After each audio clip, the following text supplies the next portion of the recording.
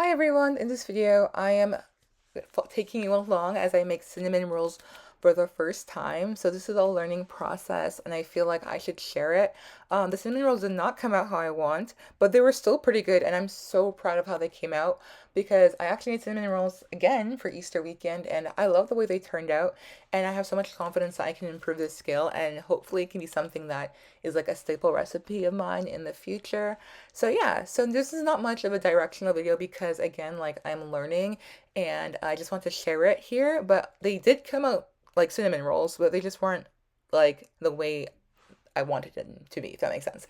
But anyways, yeah, so cinnamon rolls for me kind of have a bit of a meaning or mean something to me in the sense that like my family usually has cinnamon rolls after church.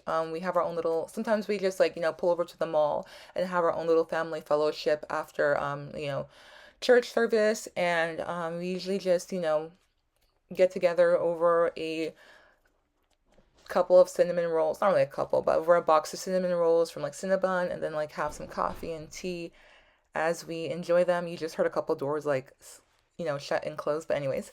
But yeah, and I feel like this is just something that I would like to teach myself how to make because I feel like learning how to make a recipe from scratch is just really a nice life skill. And I feel like for me, my love language is giving gifts and making things for people. And I feel like it's really sweet to like, make something from scratch, whether it's a nice recipe, a dish, a baked good, whatever, and give it to people. I think that's really sweet and meaningful. So that's what I'm teaching myself, and I feel like at this age, it's really important to learn these skills, whether it's from a recipe book or from your parents, whosoever, wherever you like. If you like something, you should learn how to make it. But anyways, but speaking of that, I'm actually not the biggest cinnamon roll fan. I love like the dough and the taste of the like cinnamon roll like pastry itself, but I'm not a big cinnamon person. I like a hint of cinnamon, whether it's like on rice pudding, like a nice hint, or even like a like snickerdoodle cookie, or like trying to think. That's pretty much it. But I'm not like a big cinnamon person. I just think I think it's a great seasoning, but in a very, very light, delicate amount. So usually when I have cinnamon rolls with my family, I usually just never really get to finishing mine, or I usually just like have half or a small one because that center part where it's like filled with so much cinnamon is just like too much for me. And I just feel like it just like, it just doesn't sit well. It makes me like a little nauseous, if that makes sense.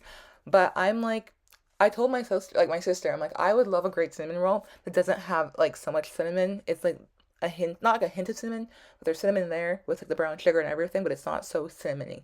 So like a light cinnamon roll, if that makes sense. But anyways, I'm making some cinnamon rolls, and I should definitely take some breaks from this voiceover, but like, why not? Let me just talk through the entire video. So as you can see here, to catch up, I basically just added the wet mixture to the dry mixture, and I'm now cracking an egg that I will then mix in with this wooden spoon.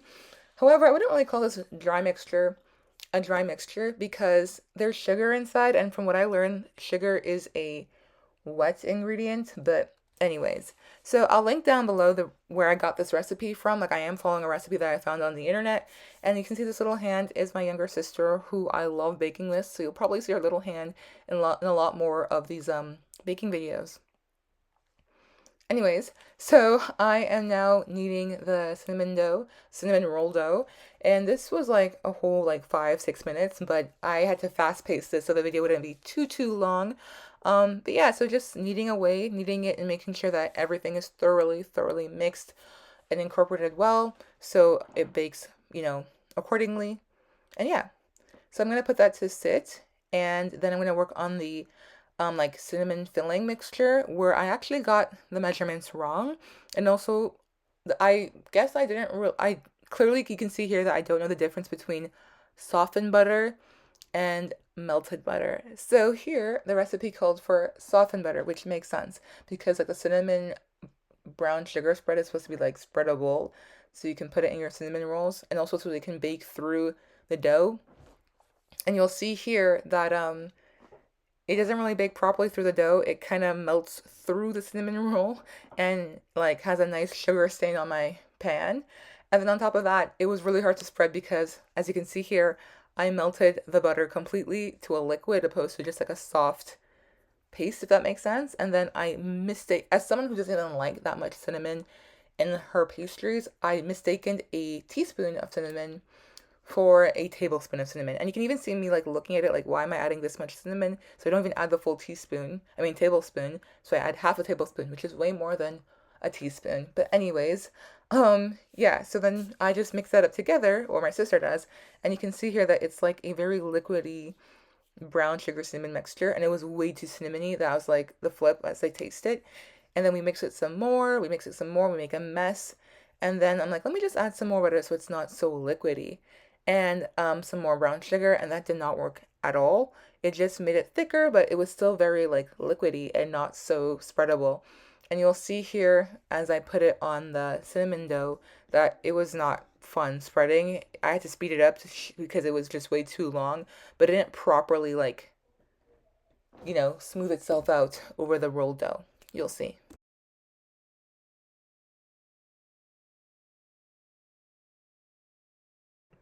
So you can see here, I have my counter floured, and here's another part where I kind of, you know, can improve on. I was very nervous and anxious about the dough spreading to the countertop, so I put a whole lot of flour in on the counter to make sure that the dough doesn't stick. But when you see me roll it, you'll notice there's a lot of flour on the outside or the back of this dough, which did not properly which it baked, but like there's like flour on my cinnamon rolls on the outside after like they're done baking. But anyways, yeah, I'm spreading this out, and then I'm getting that, cinnamon mixture, and I'm spreading that across my rolled out dough. And you can see here it did not smooth or spread itself the way I wanted it to because of the consistency of it. So me and my little sister tried our hardest to get this well incorporated or well spread, and it wasn't that fun to spread around because it was such a weird, or not weird, but it was just not the right spreadable. It wasn't a spread like normal butter is. It was like a sticky liquid, if that makes sense. So yeah. But as you can see here, we were able to spread it as much as we can. And then well, you can see my hand slowly rolling it and making sure it's nice and tight. So it can make this like tube-like or cylinder-like shape, which I'll then, cut accordingly to make each roll.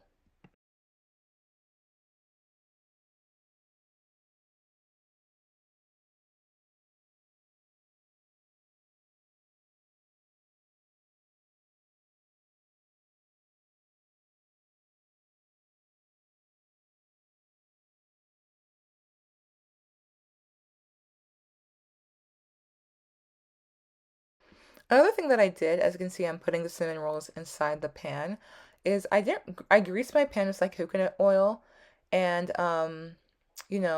thought that, oh, because I didn't want it to stick to the also, by the way, this is a one rise recipe, so this was about 3 hours of letting the cinnamon rolls sit, probably not even 3 hours, like an hour and a half of letting the cinnamon rolls sit, where I covered it in tin foil so they can double its size, which they hella did. And just checking that into the oven. But anyways, going back to what I was saying before, I greased the pan with coconut oil, which I feel like I shouldn't have done. Maybe next time use parchment paper, because I felt like the cinnamon rolls kind of cooked on the bottom and were like pretty hard on the bottom because like they were like basically fried in coconut oil in the oven. And you can see here they became golden brown quickly, and the recipe said if it became golden brown, just like cover it with tinfoil and put it back in the oven for like, and make sure everything bakes for like 25 minutes. I think 25 minutes was way too long, or maybe my oven was just way too hot. I think I mistaken the temperature of the cinnamon rolls. I think it was supposed to be at like 425, but I have no idea. But they baked well. Like they obviously taste good, but it's way too golden brown, and like it's not like it's soft, but it's like isn't have that like kind of pull apart effect. Like you can just rip it with your hands opposed to like, you know, cut it with a knife and fork to kind of get it to cut. I don't know if that makes sense. And I had no patience whatsoever letting these cool down. So you can see I'm putting like store-bought frosting over them. But if you go back, because I'm not gonna be bothered to like, redo this voiceover, you can see that the brown sugar mixture leaked through the cinnamon rolls, and like stain the pan, which is not supposed to happen. And that was terrible to clean. So next time, instead of like making the cinnamon roll mixture a liquid, I should have considered the difference between softened butter and melted butter and use softened butter, not melted butter, because that did not bake through the cinnamon roll and more so just leaked through my pan or leaked through the cinnamon roll and stained and burned the pan. So yeah, but they came out tasting great. Like I'm so proud of it actually baked properly. It's like a bready like consistency and it tastes great. So this recipe was a great learning lesson and can't wait to make more.